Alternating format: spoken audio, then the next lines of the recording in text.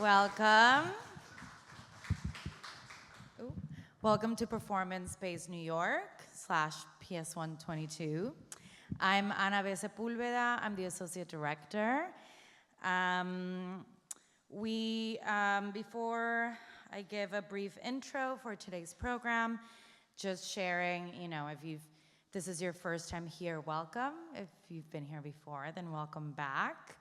By a panel discussion with the authors and Sally Silvers, Benedict Nguyễn, Jimena Paz, Kyle Marshall, and Donna Uchizono about the book and related topics. Then Sally will choreograph a short piece with Benedict and Jimena, and the evening will conclude with a book signing and open bar in Open Room. Away with predictability of structure, demands of a frame. Transcribe a news animation, using only what I can type in the time I hear it spoken, enacted. A process inherently, inevitably flawed. I slice text into fragments, weave them through. I was 8, maybe 9, a birthday. 8 becoming 9. Assuming this was 3rd grade, as I recall. I want to get the details right. There is no seeing that is not the result of a mode of reading that both reveals and conceals. In Australia, you'll see more stars because you're looking at the center of our galaxy. The edge of the arm and the whirling.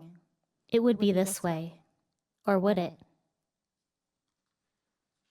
As I was saying, auditions were required and we made the cut. Not sure when, I'm guessing fall? Who makes these determinations? People make borders where they want borders. Once defined, what separates an idea, a perspective, a place or a form from another is still arbitrary. Because venues were small, they danced on tables or the tops of barrels. There are many ways to imitate a flattened experience, where nothing matters equally. Yet that feeling when you're the biggest, that is who you are. Stories we tell ourselves, about ourselves, or told to us, about or around us, by those who mock or bully us, who love us. Nora left yesterday, we come to find out. This too has roots. A classic Irish name or derived from the Latin honor. Who's to say? But some truths are unequivocal. In a castle, a beautiful crown of a saint, a political figure at the same time.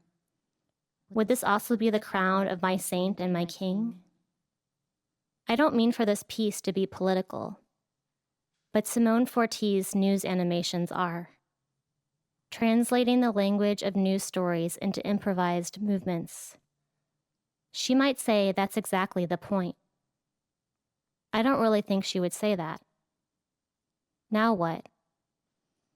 Ever notice that Trump looks a lot like Mussolini?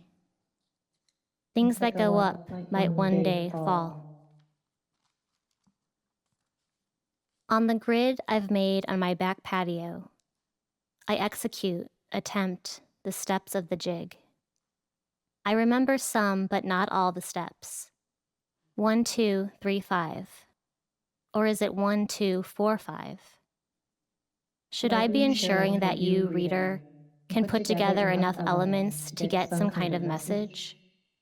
Or present a variety of experiences which you are free to interpret, select from, absorb? When Mussolini said, "Yes, I ordered that assassination, and am ready to do more of the same," one thing follows another. Is there a concluding section to the dance which brings together everything we've performed up to this point? I remember church hymns, TV jingles from the 80s, parts of old handclap games. I don't remember this much of any other combination of movements. I'm impressed I remember most of the steps. The roots run deep. Disappointed I remember most but not all the steps. What strikes me when recreating what I can of the jig now is how immediately exhausted I become. Once through and I'm breathless, which inevitably becomes part of my narrative. I don't recall feeling this way when I was 8. Now what have I revealed? In a certain context, under the right circumstances, at a specific point in time, it is possible to learn a particular kind of choreography. Why I've never been able to replicate this seemingly happy sequence of steps. I mean events. For reference only, a vague set of snapshots hovering. I'm not sure if this is a question or whether I have an answer. How one thing follows another.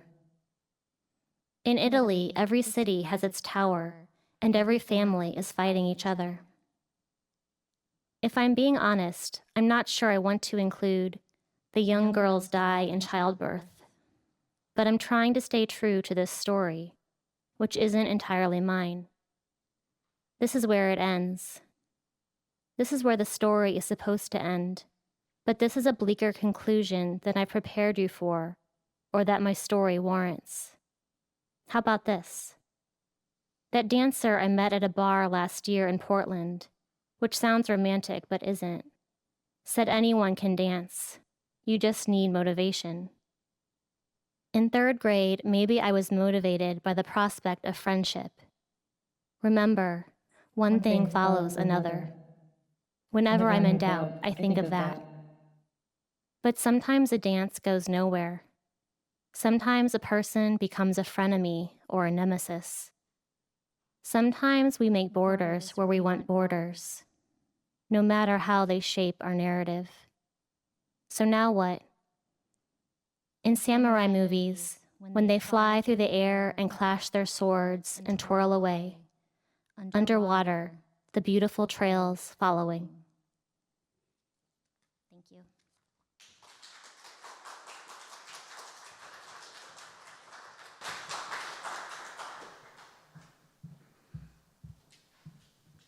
Thank you so much, Valerie. I love that essay so much, and I love your performance treatment of it.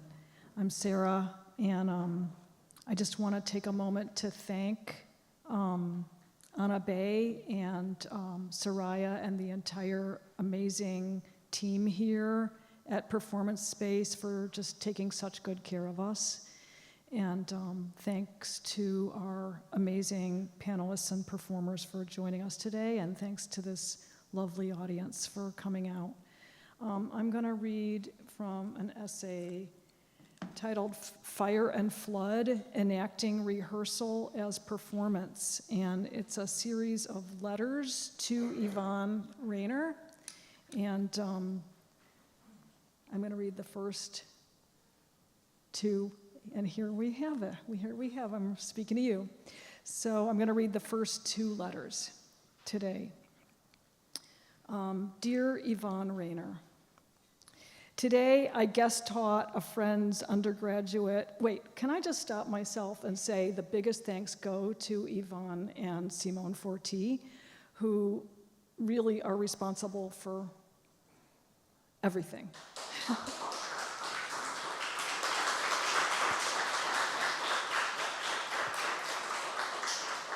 They've changed Valerie's and my lives and our art in a good way, and I think there's something they say in the beginning of books like, all the errors are ours, and that's true.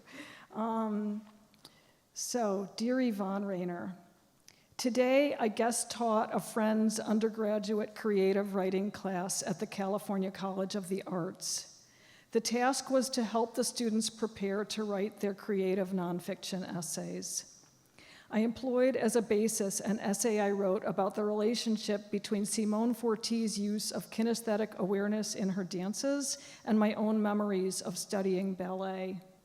Drawing on the elaborate process I used to write that essay, I had devised a procedure for helping the students generate their own essays.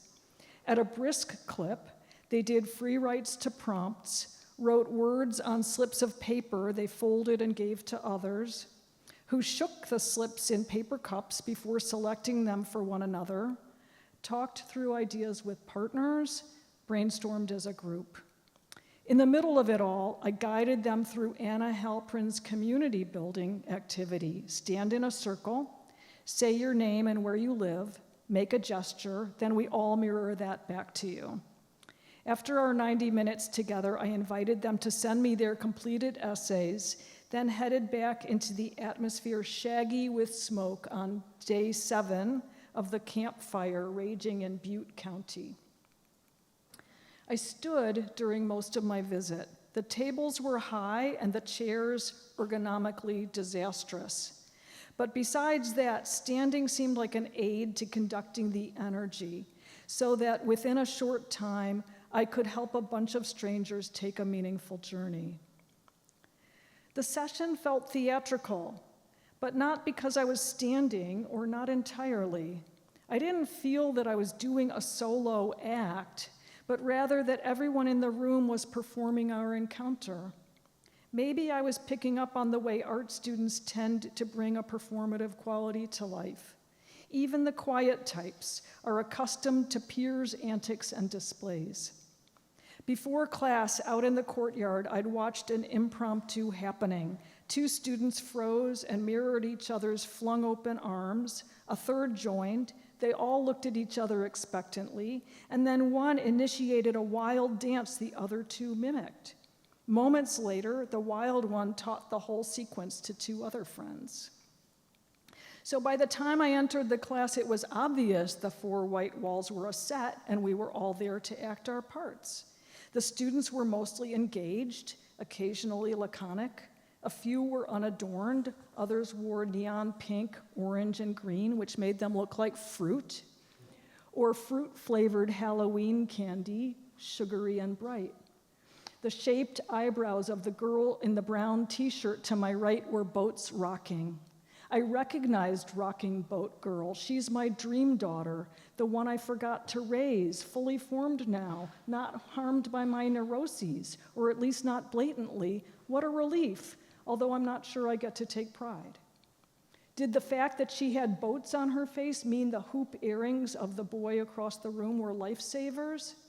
I needed one when suddenly the students went mute. Had I phrased my question poorly? Were they getting hungry, tired? I wrote on the whiteboard, taste, sight, smell, touch. What am I missing? I said. Someone said, sound. Yes, sound. And you know I'm going to write kinesthetic awareness, I said, scribbling. No doubt another reason I saw a performative element in that 90 minutes has to do with my day job. Since the mid-00s, I've spent part of my time working at an education nonprofit designing language arts curricula. We build open-ended questions, facilitation techniques, and classroom management tips into the lessons to help teachers maximally engage students while honing their own professional chops. I've often described what we do as helping turn ordinary US classrooms into something akin to graduate seminars, where students express their unique perspectives while listening deeply to one another. Although some of the art students were barely out of high school, I was eager, as I am whenever I find myself teaching post-secondary populations, to test how this pedagogy for younger students applies and how it might improve upon the way that I taught writing to college kids and older populations before joining the nonprofit. This goal alone would have intensified my experience that day.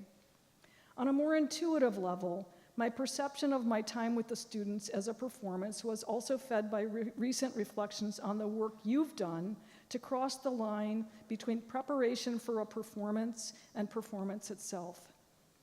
I'd been musing about the 1970 Whitney Museum staging of your piece, Continuous Project Altered Daily, in which you included the range of situations that normally occur prior to performance: teaching, social interaction, working out of new material, conversation, and other rehearsal-like situations. It's a quote from Carrie Lambert Beatty. Simone Forti reminisces about Tea for Two, a 1980 talk the two of you gave, We had a little round table with a teapot and our 2 cups. We started talking 15 minutes before the audience was able to come in, so by the time they came in, we were going. In or around 2002, a video was made of you performing a comical attempt to teach your iconic dance Trio A to Martha Graham impersonator Richard Move. In your in-progress work, The Concept of Dust, or How Do You Look When There's Nothing Left to Move, the dancers must each find a way to hang out on stage while audience members arrive before shifting into the real performance. Why present pre-performance activities like teaching as performance? Art historian Carrie Lambert Beatty suggests that your doing so demonstrates an interest shared by some of your peers in interrupting time and displacing space. This breaks our habituated way of viewing art and offers a more exciting possibility. What's perplexing and endlessly fascinating to me is that this visionary possibility you offer is nothing more or less than our own lives. The utopian space you create on stage has incorporated elements like untrained dancers along with professionals, ordinary objects such as pillows and cardboard boxes, and people interacting as they do pedestrian tasks and activities like dragging things, running, and resting. Beginning early in your career, you have worked to dismantle implicit tenets of forms ranging from classical ballet to modern dance and even happenings, tenets you saw as severely limiting dance's potential. Over time, I'm feeling pervaded, invaded, poisoned maybe, by a yen for process. And I think my investigation of your work is amplifying this condition. I have trouble lately distinguishing what part of the art making is the art. These words addressed to you are part of a project so elaborate that without referring to notes, I can't even describe all the steps my collaborator Valerie Witte and I invented, incorporating chance and dance to arrive at the subject matter for each essay. What I did with the students was a mere soupçon. We set up our project that way because we wanted to feel as close to you, Simone Forti, and your peers as we could. We wanted to turn you into mentors by inhabiting your chutzpah, your resistance to the status quo. We wanted to circumvent intentionality, get out of our own way, to think and see and say things we'd never thought or seen or said. And we wanted to get so caught up in play, we forgot we were working. Whenever I speak of play in this way, I recall a conversation I had with a poet a number of years ago while she and I were editing an interview I'd done with her. I had called her work playful. She said, "Cut that word. It describes what children do. It doesn't communicate the heft of my art." I felt a little resentful because playful was a word I often applied to her work, and I considered it a positive attribute. But I could see how, from her perspective, it felt wrong. She came of age, as you did, in a period when women artists had to fight to be taken seriously. Given that context, I saw that she might well experience the word playful as diminishing and infantilizing in a gender-laden way. I removed it. Yet in my own art, I'm working to reclaim play. And no doubt I can entertain this precisely because she, you, and many others have carved out a space where I can do so without fearing erasure. I've often tended toward a drudge-like, fear-based approach to art making, which I can trace to a childhood in which I did not have the luxury of enough play. There was too much to monitor in my environment, too much trouble to stay out of or be implicated in. There were too many hurt people to try to help, and too many secret worries about what a bad job of being a human I seemed to be doing.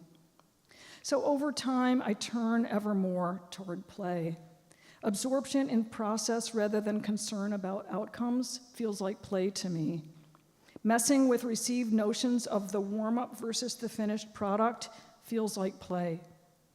Experiencing connection and community via game-like proceedings and collaborative projects seems a better focus than striving to earn accolades. I'm not at all done with the latter, but making my own fun seems preferable overall to waiting for thunderous applause to erupt from the dark out there beyond the stage lights.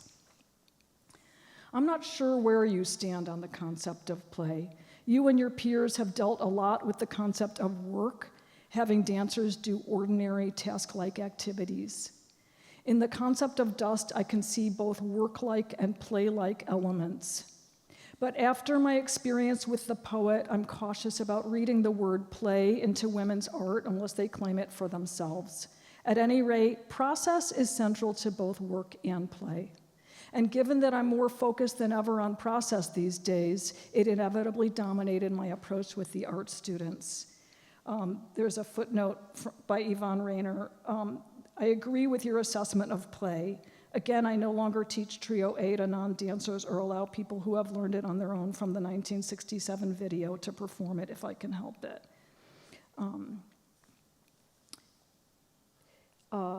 Let's see. Another key influence on my teaching that day was the idea of transmission.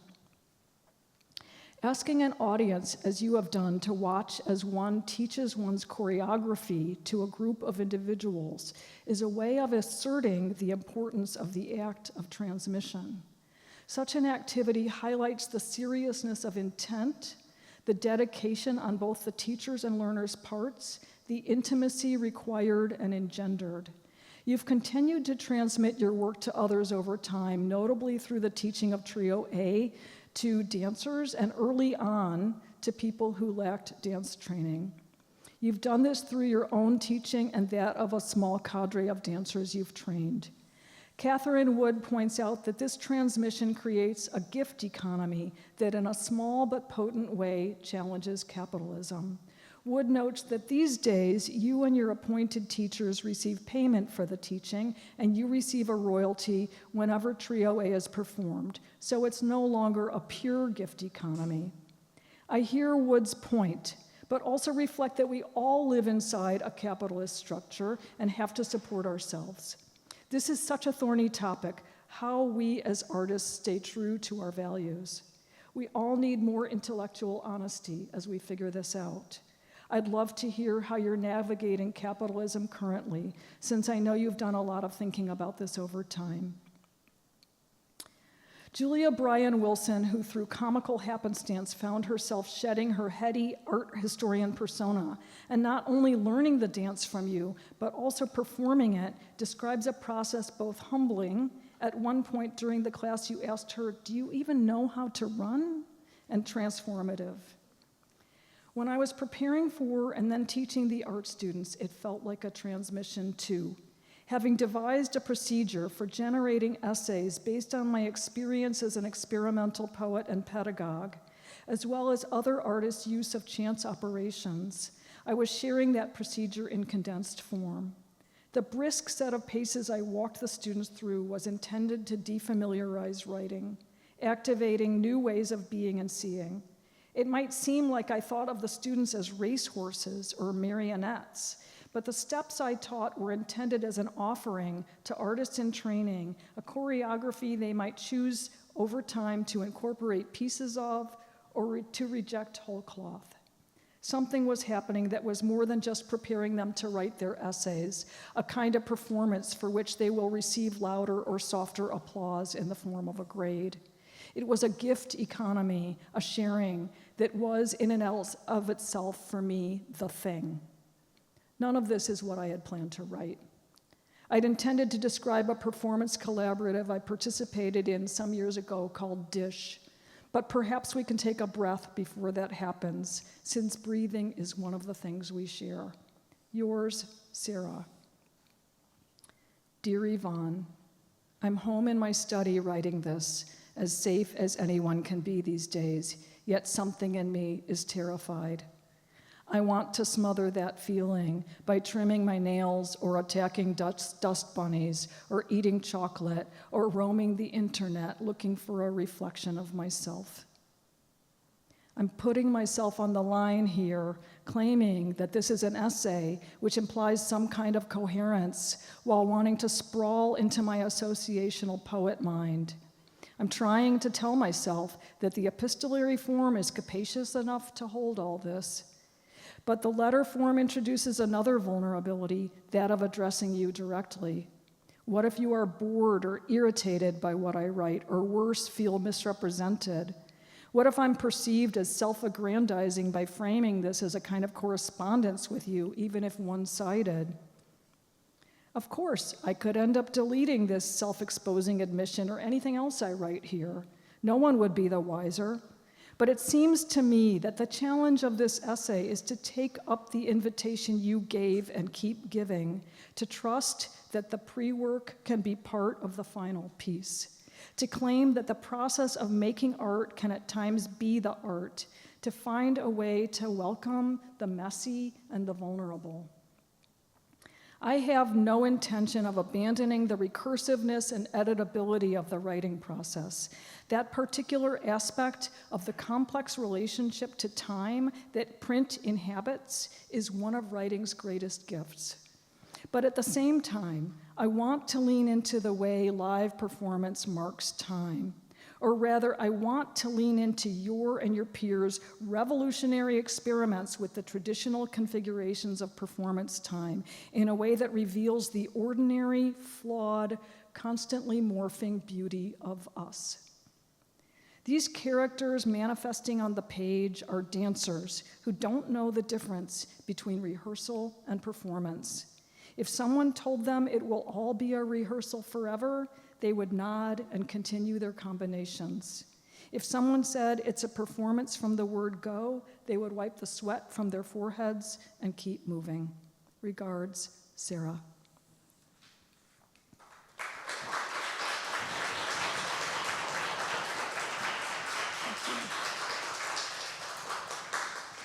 So we are going to transition to the panel portion of the evening.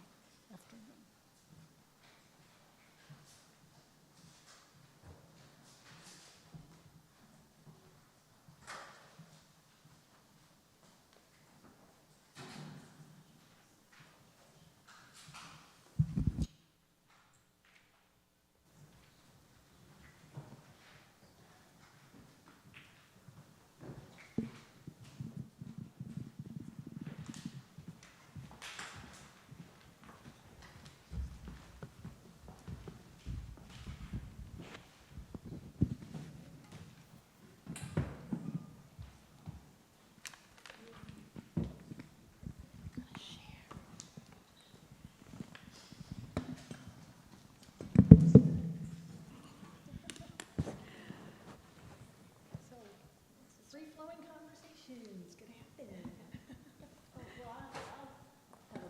Okay.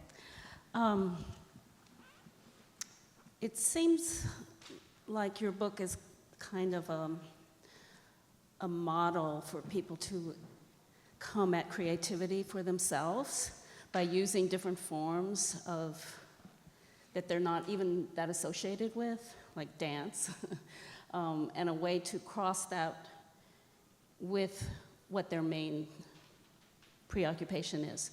And it seems like it kind of doesn't give a script, but it kind of encourages that on the part of people reading the book, that's one of the purposes of the book, is to make people conscious that that's available to them. And I was very curious also about the method that you describe of the 10 themes and the 5 movements, was it? Is that the way the entire book is constructed? Yeah, so I'll explain the process briefly of how we came up with the topics for the essay. So yeah, we did select 10 themes that we identified in Simone and Yvonne's work, and then we also chose 5 personal memories of our own and that involved dance. And then we created this grid. So I made one on my back patio, Sarah made one in her living room, and then we invented or created a gesture associated with our memories. We did a performative gesturing video of ourselves, or performed it for like 5 minutes on the grid, and so that where we landed after 5 minutes, indicated the coordinates of one theme and one memory, and then we sent that combination to the other person, and that became then that they knew the topic. So the combination of the theme and the memory. So that's how we generated the topics of each of the essays. And could you, I think I should backtrack and have us introduce ourselves. Yes. We're enacting error and imperfection all over the place here. So, yes, that would be Okay, so I'm Sally Silvers, and this is, Jimena Paz. and this is, I'm Benedict. My pronouns are she, her. Donna Uchizono. Valerie Witte. Sarah Rosenthal. Kyle Marshall. could you say a few of what the themes were that you found that recurred over and over? I mean, maybe it should be obvious from reading the book, but I was just curious how you narrowed it down and what they became. Let's see. I think. Well, I don't think I can remember all of them. Some of them are sort of complex Just and nuanced. one or two, just But this one was really about.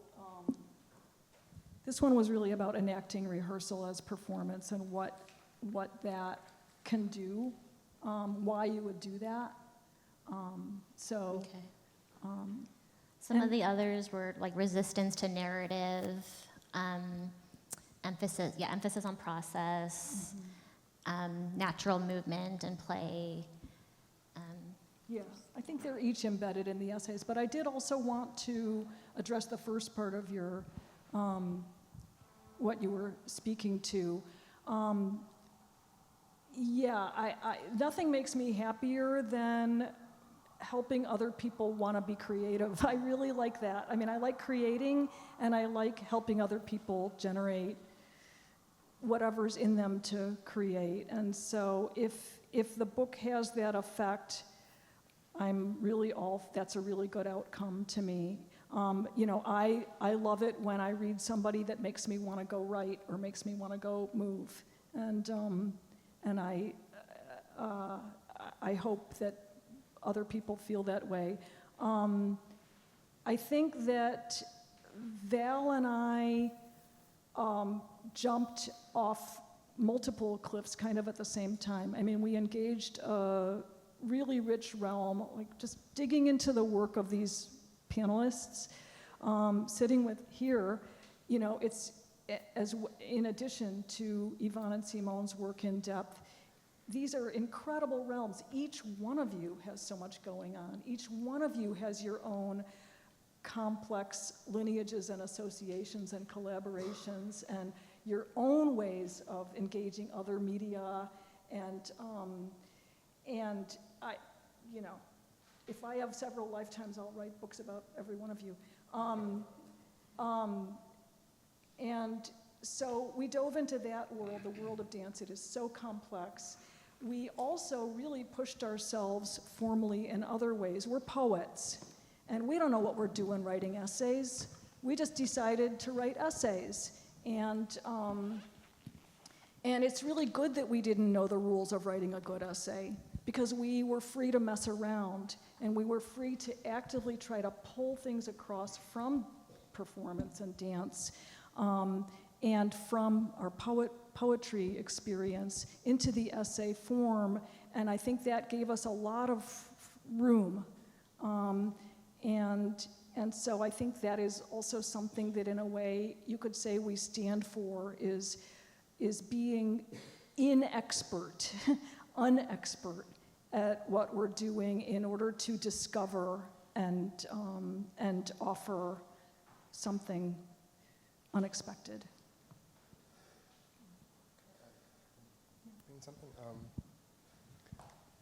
I really appreciated the kind of combination of the historic and the personal that you were kind of combining with a lot of the essays.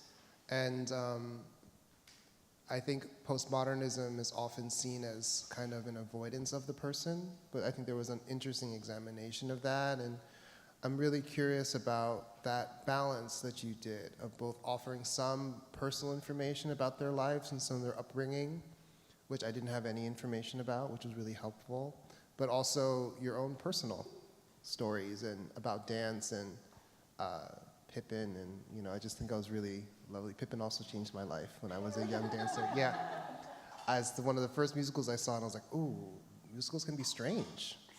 I loved it. Anyway, I had the DVD with Ben Vereen in it as well. But I'm curious about how did you find that balance of the personal and also the objective? And how did you do that with your own stories, but also with Yvonne and Simone?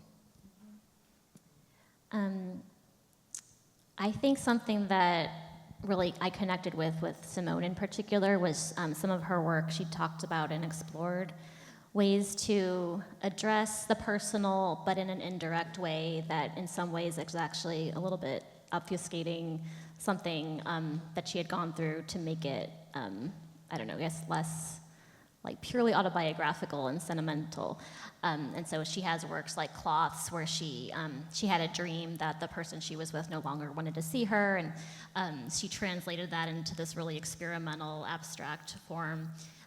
And so I tend to do that kind of thing in my poetry, where a lot of my work is based on autobiographical, but I kind of interweave images and ideas from the outside world, and not to be intentionally confusing, but to make it a little more like ambiguous and up to the reader's interpretation and things like that. So I do appreciate that and try to do that.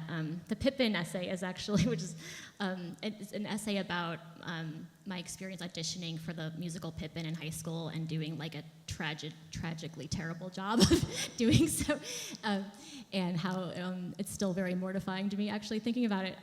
But so that one is actually, I made it in the form of a play, and so it kind of is enacting, a theatrical form, but it's also, somewhat straightforward in its autobiographical telling, but then it has also an exploration of the ordinary. That's the theme that that I was working with Simone and Yvonne's work.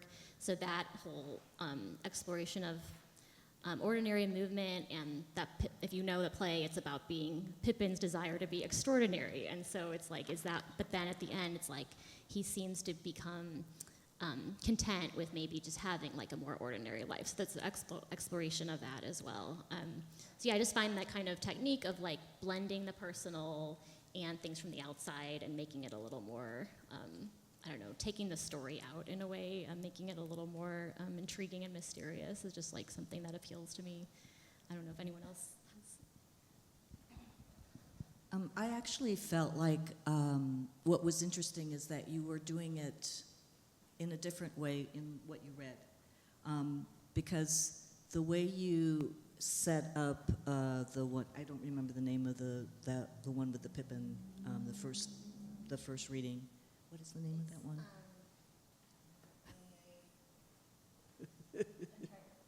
It's a test. It's a test. No, I'm just kidding.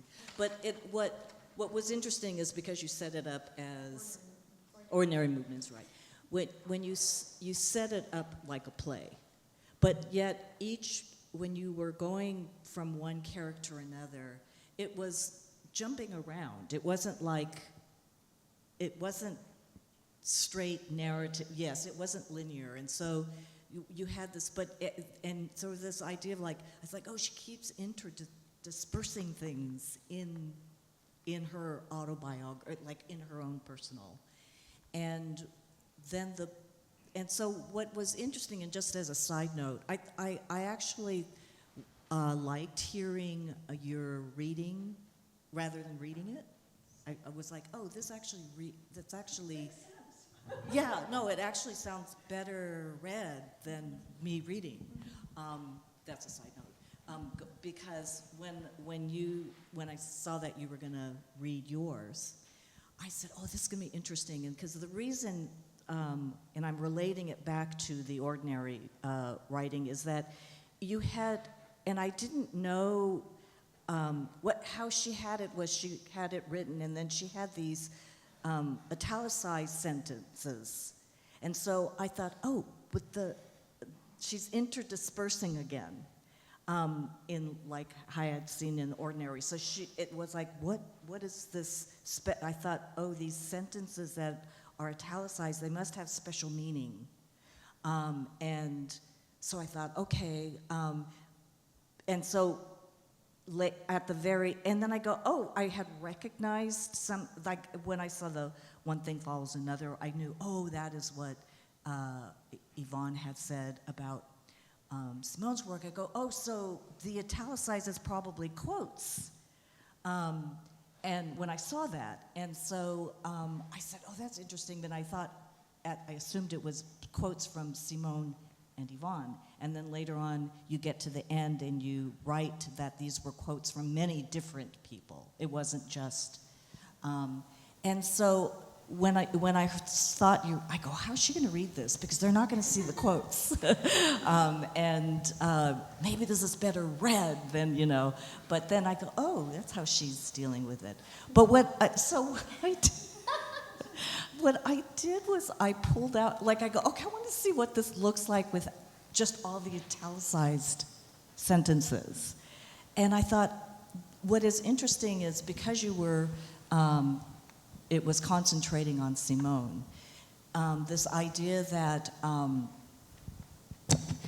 with Yvonne's brilliant one thing follows another, and then this idea that it doesn't matter what follows another, that we are going to make meaning out of it. And so, oh, can I just read the italicized notes? I'm going to read them. Because these are the italicized, and there were a lot of them, but I was like, maybe I shouldn't do that, but anyway, I'll just, yeah, it's just a couple. Read some of them. I'm gonna, yeah, I did all of them, look at, yeah, I should did. Okay, I won't do that one. Retreat, attack. When executing a gesture too intimate to my body, I fragment it or throw it away. Reality is patternless, despite our attempts to graft stories onto experience. Do away with predictability of structure, demands of a friend. Let's try to fill in the gaps, but the roots, they go deep down. It almost sounds like a manifesto. And like, I want to be seen in several, not always corresponding dimensions. There is no seeing that is not the result of a mode of reading that both reveals and conceals. Retrieving images from the borders of memory, but roots run deep. We are entering a strange in-between state where nothing matters equally.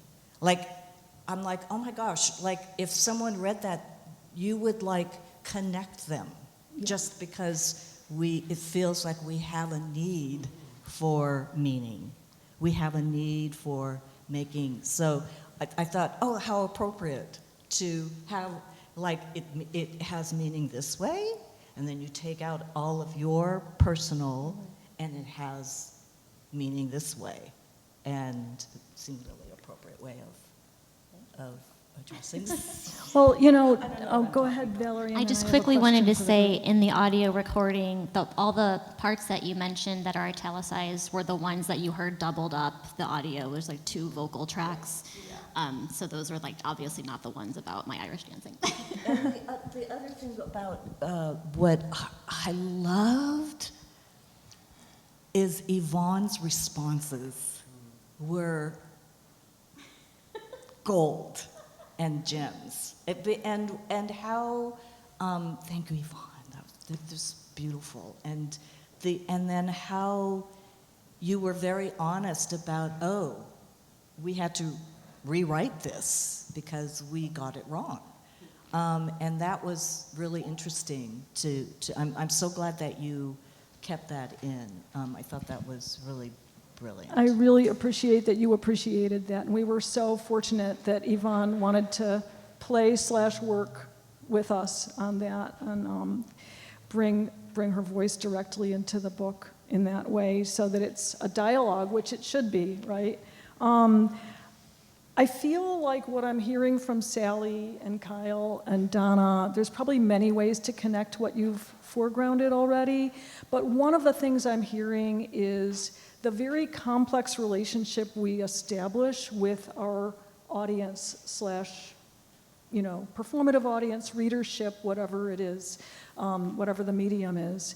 And I'm really interested in that topic of relationship to audience. And Kyle, you and Benedict did a conversation in The Shed, which is available online. It's a great interview. And you said, COVID felt like a big pause for me to understand why I was dancing and for whom. I feel like I really lost that in the kind of strain that it takes to get my work to a certain level. I didn't even realize how I was moving for others and not myself.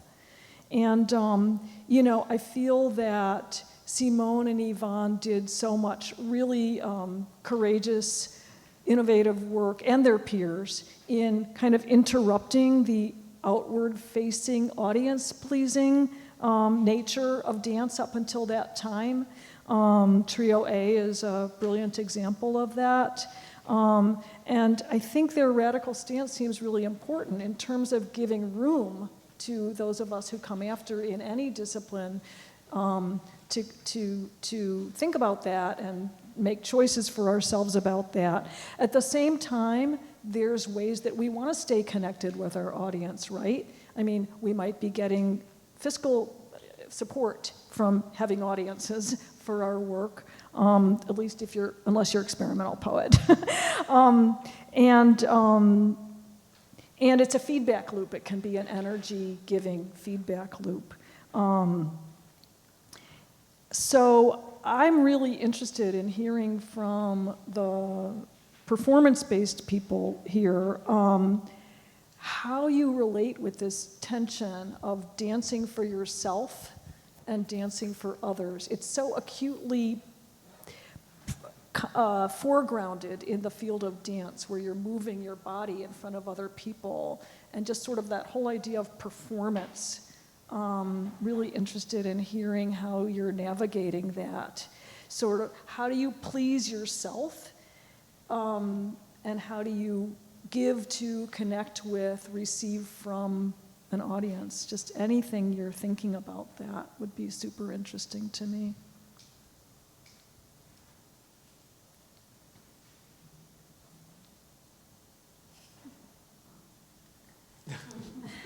I'll join in. Okay. Once you start. Yeah, I mean, I don't know. Like, it's a tension I'm aware of, but it's also, I don't know if I have that many deep thoughts on it.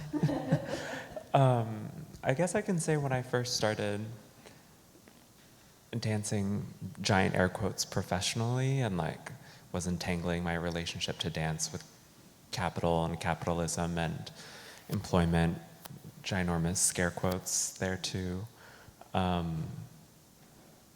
I sensed early on that I had to create a relationship to dance that was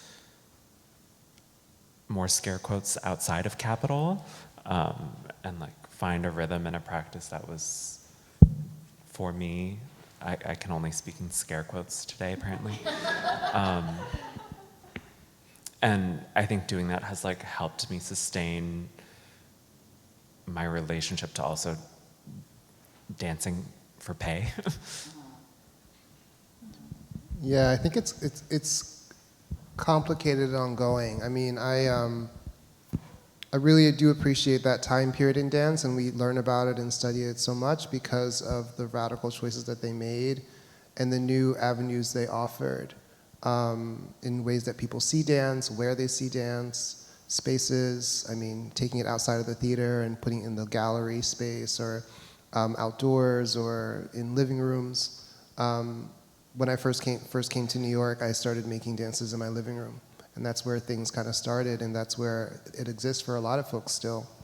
But I don't think I would have had that courage or know that it was something if it wasn't for those postmodernists. But I think now there's a lot that we have to navigate with audiences, period. I mean, venues are struggling to bring people to come to gather to see live dance. And I think that there's a real, like, yes, capitalist reasons for audience, but also just the need for the field to keep going. People need to come see it. And maybe also artists need to find other spaces to do it so that other people are interested, maybe not in a theater, but maybe in a lobby or maybe outside, or maybe kind of returning to some of those things might shift how people expect to see dance and also create more access. I think about it a lot. At that time when we had that conversation, Benedict, it was definitely the pandemic, and I was tired and shifted from dancing with Trisha Brown and my own company and physically exhausted. And so there was a way that I was really thinking about, that I was kind of like dancing for other people, and I didn't have much for myself. I had to kind of find that back. But the audience is important. I think it's important, but also fun to play with. How we, in choreography, how we relate to the audience, how close do we get, what kind of space are we in? All of those are great questions to ask and shift the work, shift ideas. And to me, I think that's, it's a fruitful place to be. I don't think we can quite ignore them because we need them. But I think that there's a lot of politics that get involved and a lot of capitalist questions that get involved. Who am I dancing for was a big question that I had. Who's in the audience? What groups of people? Who has access to the ticket?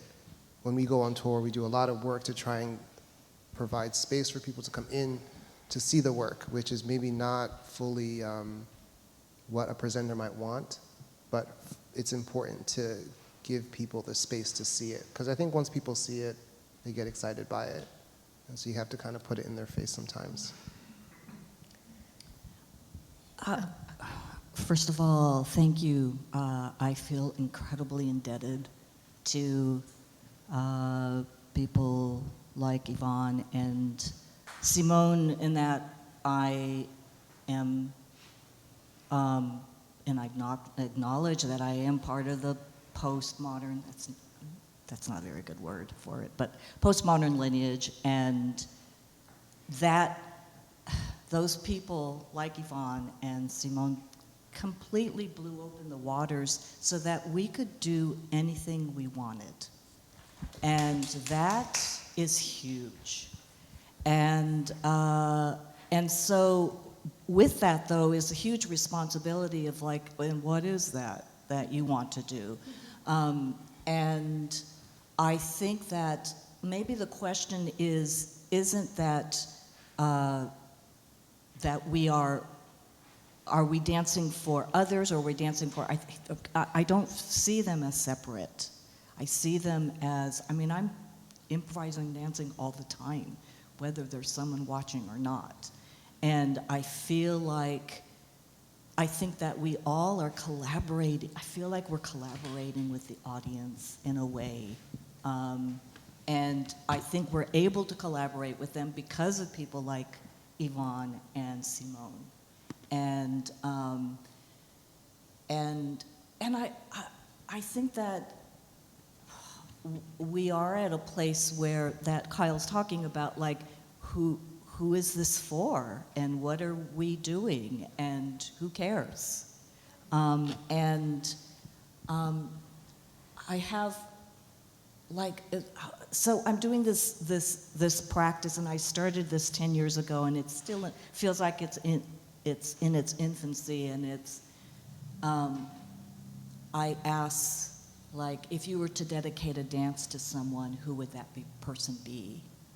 And then I talk to you for 10 minutes, and then I make a dance. And here's someone who comes from quite an abstract background, and I'm thinking, God, I don't do narrative. I don't do representation.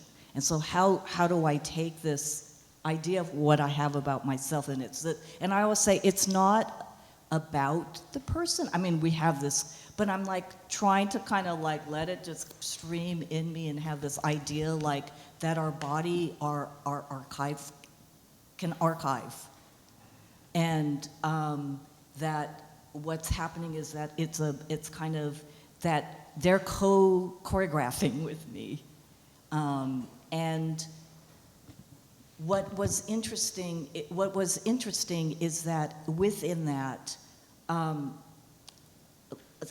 we had asked the audience member, like, how did it feel like, did you feel like you were involved because you didn't know who the person was, right? I was just, oh, and the other thing is I kept saying, I go, you know, it's not gonna be about the person. It's like if you made like a scarf, a pillow for someone that, the pillow isn't the person, it's a dedication. But anyway, and the person said, I was really involved. I knew that you were taking this, you know, and you're giving it all, your all. And I said, oh, so I do worry, like, what about the other audience? But the other thing was, and this was by accident, something that happened. I'm sorry if I'm talking too much. But I've been taking these dedication practices into older adult centers, like me. I'm part of that group. And so I would say to someone, you know, like, what gesture or position maybe does the person then? So they would go, oh, she would always say. And so I go, oh, great, okay, we would warm up with that. We would start using that. And then someone would do something like, oh, she would always go, and so I go, great, all of us go, you know, and this was part of our warm up. And then someone said, oh, she's really witty. And I said, okay, what do you think witty looks like? What do you think witty? I go, so we've been doing representational stuff, and this is like people who never have seen dance, the kind of dance we do anyway. And they were into like, oh, this is, you know, this is Ethel, and this is Anselma. And I said, okay, witty, what do you think witty? And they go, oh, I don't know. And I go, would it be something like, oh, and they go, no. I go, what about, and they go, yeah, okay. I go, okay, so that's abstract.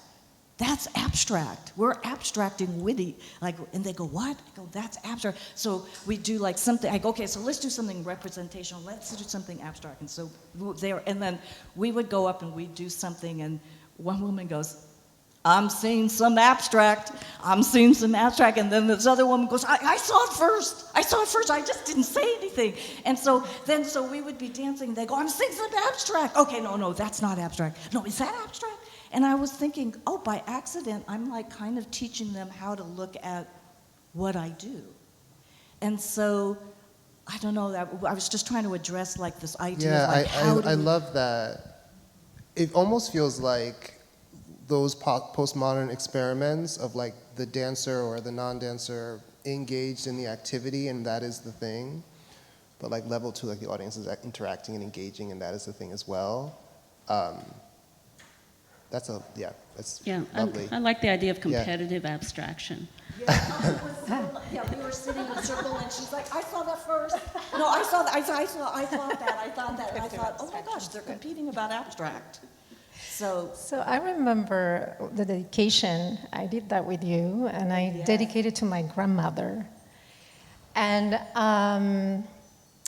you did the dance for my grandmother, who bought shoes when she came to, anyway, long story. But I'm from a different part of the world.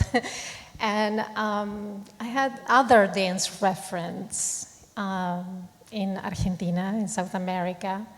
They were not Yvonne, they were not Simone. I came to meet them late in life and be, being amazed, of course. And but I also recognize things. I recognize irreverence. I recognize this sort of Ethness, this equal value things, this moving from movement to talking, from object to, these were things that were not foreign from me, but I had other dance reference. And those were other people. Graciela Martinez, Iris Scaccheri,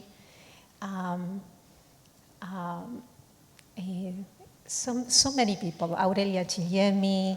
And I would say that from that point of, in the world where I grew up, where I learned dancing, I would change the preposition instead of for, with. Who am I dancing with? And I think that's, part of that social dancing, bringing, or in the neighborhood with my grandmother, or in the patio with neighbors, or with the people I share space. And as a dancer, I think that bridge, that dancing with instead of for, seems like a huge thing. Even thinking of audience. I mean, audience, I don't like that term, but I do like that it refers to audio, to listening. So maybe that kind of,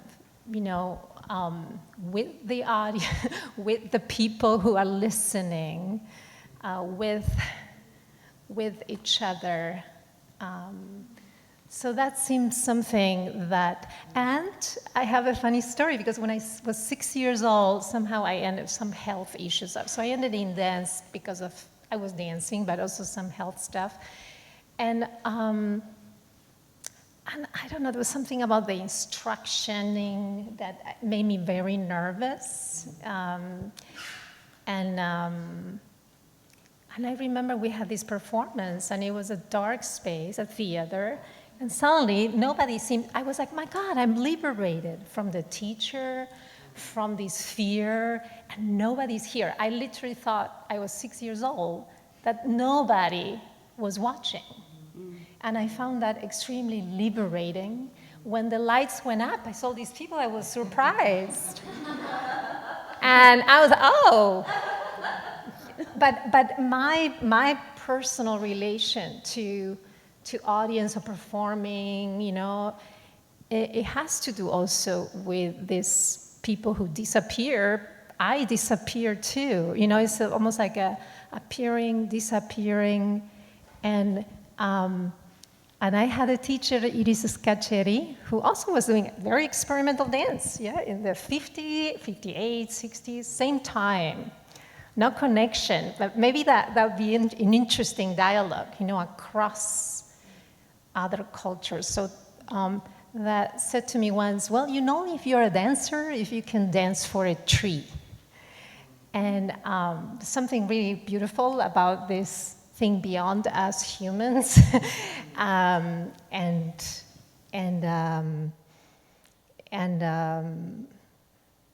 yes, a deeper connection to. But also, I want to say that when I saw Simone and that child, I don't know, that I remember her especially at the Castelli Gallery. She did an improvisation, constructions. And there's a moment when she says child, and the way she was moving, the subtlety of her movement, but also to me was less about association of arbitrary things. For me, is about the interconnectedness of things. Again, the width, like kind of, everything is interconnected. Mysteriously, maybe geographically. Also, there was some kind of social possibility, maybe. We had the dictatorship after, in 76, but in Argentina. But I wonder, too, like, it's a social, things are happening. Maybe people have dreams, social, society, how to be in the world, that possibilities. Sorry, Sally, real quick. I'm the designated timekeeper. We're almost at time. Do you want to just close us out, Sally, with your comment? I just wanted to that I had this idea when considering this issue, that the audience in the future will be AI machines, and that they will be documenting what we're doing so that they can have more data to process, and that's who will be watching us, and who we'll be performing for. Could be, It's going to change us. I know, they're very dystopian. Well, with that, great you're going to move into the live choreography segment of the evening.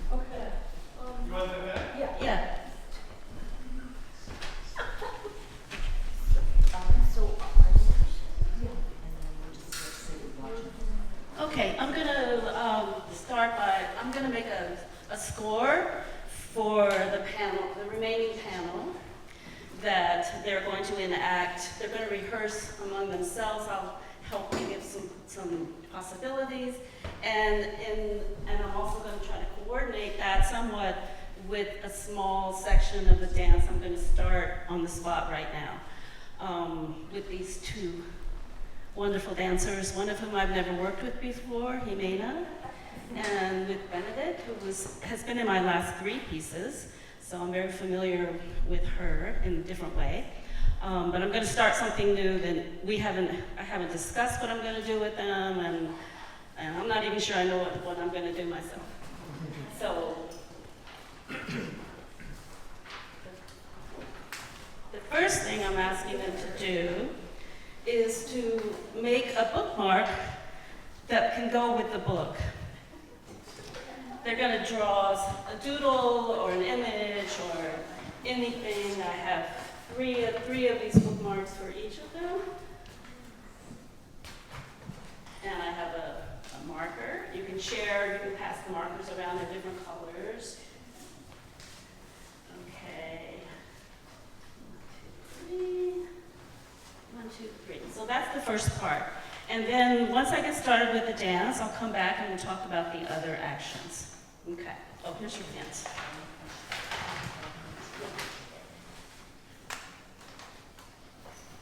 All right.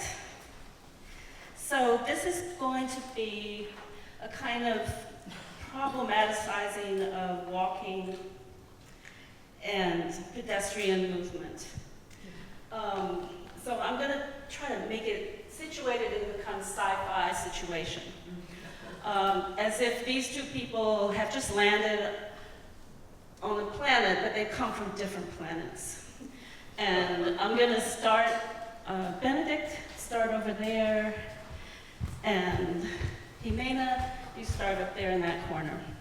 So the first thing I'm going to ask them to do is, they've just arrived, and they're very excited about have finally gotten somewhere. They don't know what they're getting into, but they're very happy. So you're going to face the wall, the corner, and you're going to give your best signature improvisation for about 10 seconds, and then you're going to turn around and give that yes spirit and walk on the diagonal with that proud yes spirit toward the center. Yes. Yes spirit. You know, after you win a sports or something, you go, yes.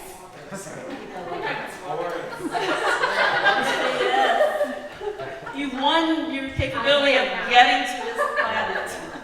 And with the 10-second improvisation, Sally, any cues? Just your best,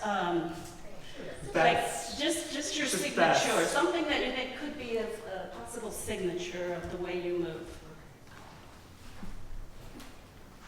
And then stop there. Yeah, stop. You don't see each other yet. Sure. You stop about here. Okay?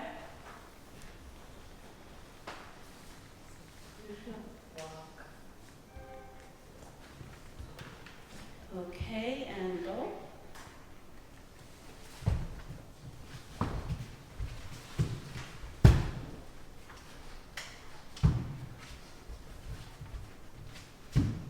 Okay. Yes, walk proudly toward each other. Okay, great. Okay, so now suddenly you're shocked by the fact that somebody else is here, and the atmosphere of the planet has also messed you up. So now you're gonna take. Maybe I don't need this one. Let me know if I need the mic. Use the mic.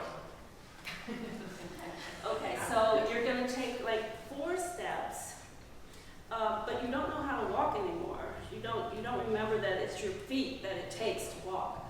So you're gonna make a part of your foot that you don't usually step on or you're not used to, and then you're gonna. A Sally signature. Is it?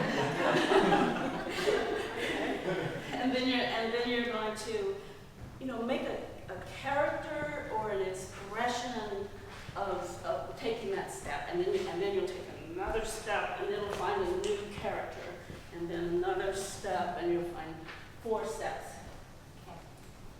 And have we perceived each other? You have now seen each other too. Okay. So we're also taking that in? Yes. We're walking towards. Let's see. Maybe because we don't have a lot of space here, maybe you could walk around each other, like sort of trade places. Take it from having arrived. Let's do a little bit more and then we'll go back. We'll go to the point where we need memory and then we'll go back.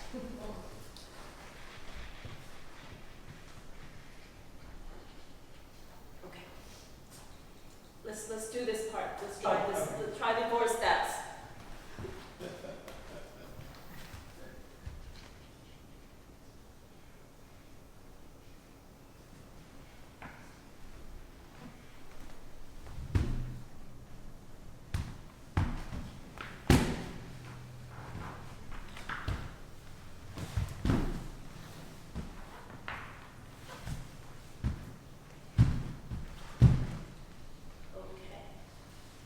Okay, so now you have each other and you think, okay, let's see if we can make 1 unit out of this new perception.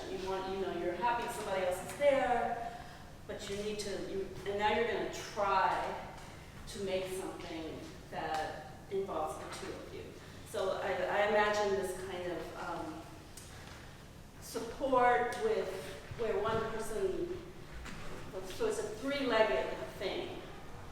And let's see. I'll try to put it together. Okay, so you face away, and Benedict, I'll be Benedict. Benedict faces her and is holding on and gives her, you're going to take this leg. Okay. And now you're going to take little baby steps. And I'm going to just have to walk with you like this.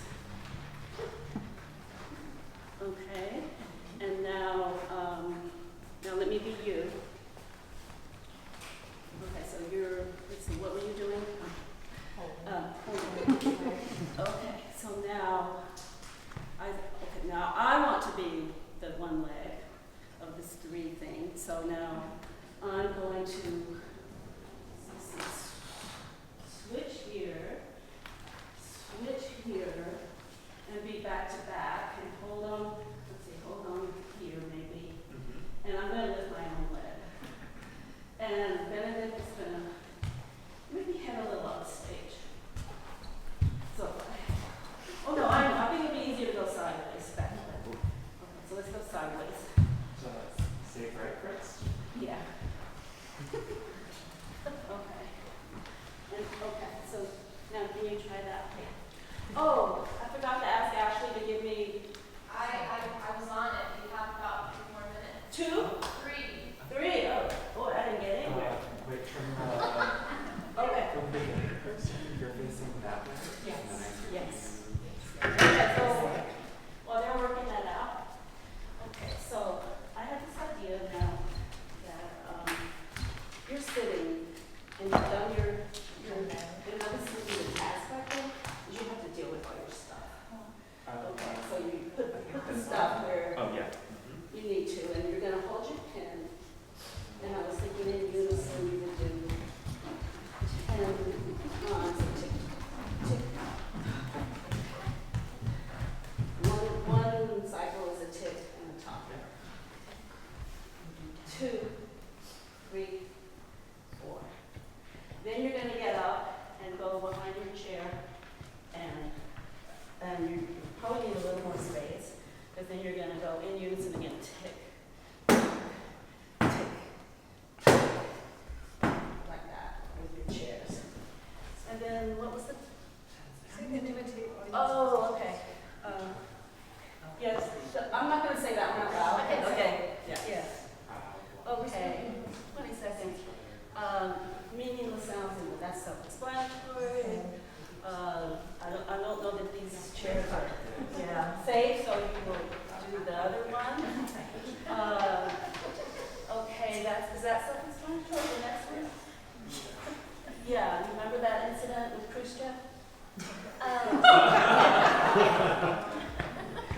That Khrushchev at the UN was rumored to have taken his shoe off let's see, what was it about? It was somebody was demeaning Russia, and he took off his shoe and banged it on the podium. Okay. Next one. Easy, right? Okay. And then, okay. I think that's all the rehearsals they need. Okay. So, did you get the three-legged thing? Okay, so some version. Sort of beginning. So, you want to go from the beginning? Let me see. I have to find an ending pretty soon. Should we start? No, I want you to wait until we do the final. Oh, okay. So you're not really gonna rehearse. You're just gonna be I'm thinking of you as more the sound for the piece. The rhythm and sound for the piece. Okay. Oh.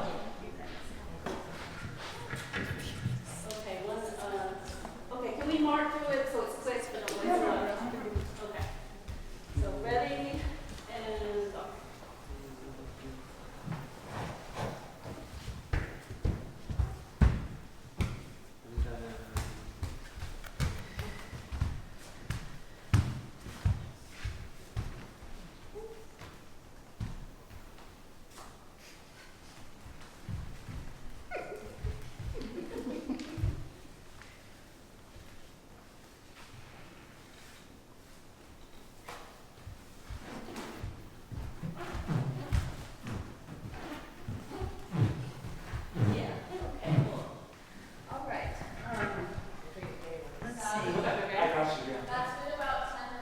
That's 10 minutes? Yeah. Okay.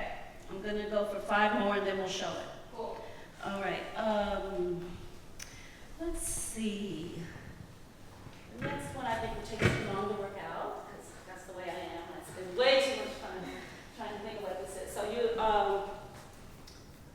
okay. The next thing is, let's see. You finished the walk. Who's where? I'm facing upstage. You're facing upstage. Okay, so you're going to turn around. Which you? You're going to just turn around. Okay. Yeah, you. Not me, you. You're going to turn around. And let's see, you have your leg up.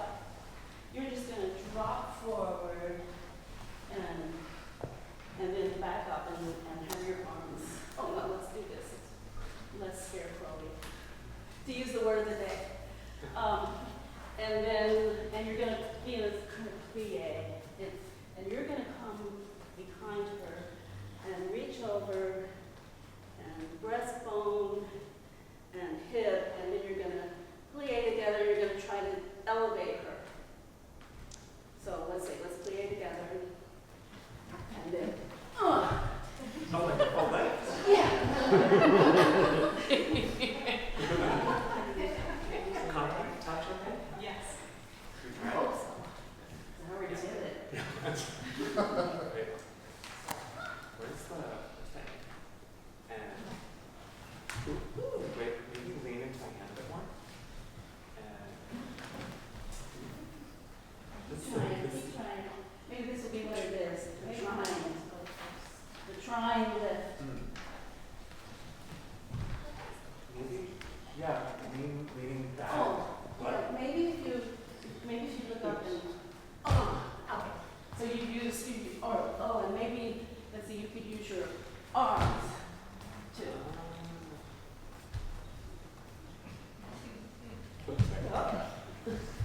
And, Where should I be? Back here? yeah, leaning back is Okay. great. Okay. That's going to be it for today. All right. Let's see. Oh. Wait. Hold on. We can remember 2 more things, right? Okay. So, and then you turn Which sheet? 90? You may need to. You turn and you face Benedict, and you place your hand on her breastbone, and now you're gonna have you're trying to push against her so that you're pushing back, and so it becomes that you're both lifting and pushing at the same time. Yeah, you can have your arms out for balance. Yeah. Is there a shape to the jump or just a... Just you're negotiating this thing.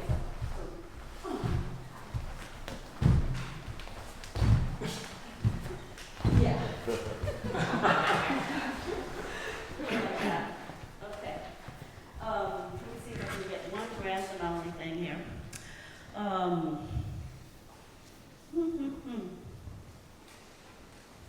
Okay, we're going to end, since today is Kentucky Derby Day, this will be something that I did in the piece that you were just in, the walk with Eva, the horse walk.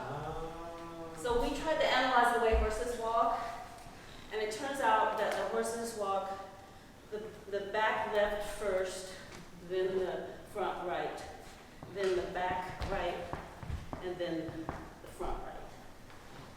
Okay, so you be in the back. Okay. And let's see, how did we hold each other? We did a few different versions. Which one? I think the easiest one is the closest one. So you're like this, and now you're going to turn the other way. And then should I do hand over? Yes. Yeah. And then I think one arm around your waist and one to your collarbone. This one here. Yeah. Yeah, so this is the more intimate horse walk, the very skinny horse. So then I'll start with my left foot. And she'll go on the outside of Jimena's foot, and then you take a step forward after that happens. So I'll you take a step forward. This one. Okay. Yes. So I'll go first here. First there. And then you step forward. And then we step on the outside. Then she goes first there, and you step on.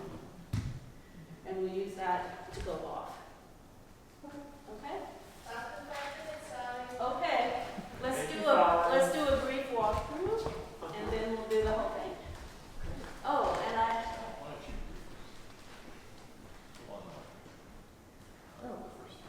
maybe it's too much, but I was going to read a little something from Gertrude Stein, because that's what Yvonne did a lot of. She read unrelated texts. So I think I might. Layers. Sorry? Layers. Layers. Yeah, let me see, what did I choose?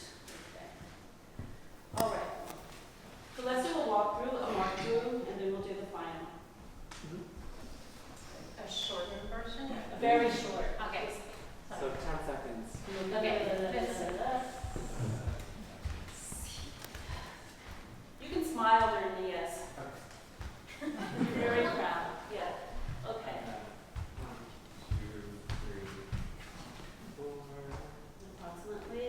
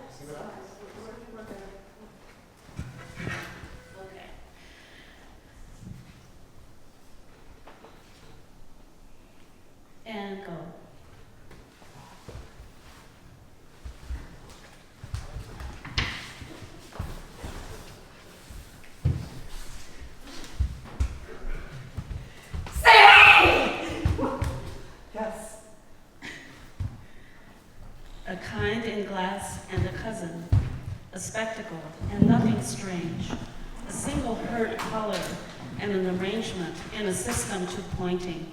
All this is not ordinary, not unordered, and not resembling. The difference is spreading.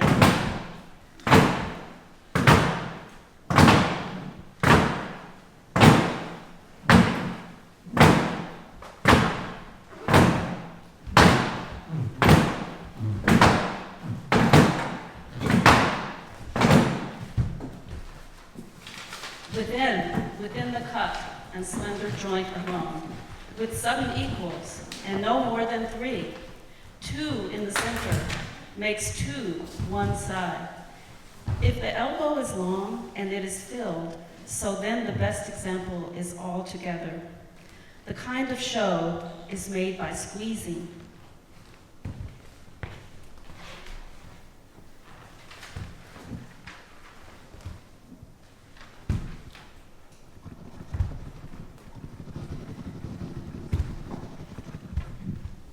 Sound, elephant beaten with candy, and little pops, and shoes, all boats, and reckless rats. This is this.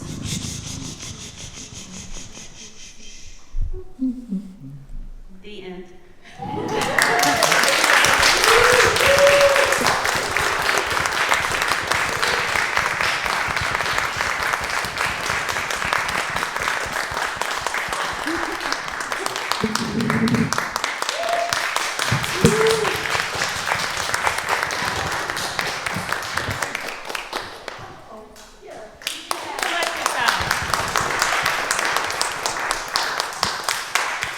Sorry we didn't get to the Khrushchev part. That was fascinating. Thank you. Thank you all. Thank you all for coming. This concludes our evening. Thank you, PSNY, for hosting us. Thank you for all the panelists and performers so much. And please join us out in the open room for drinks, conversation, and we're doing a book signing, so we hope to see you out there. Thank you. And you'll get a free bookmark.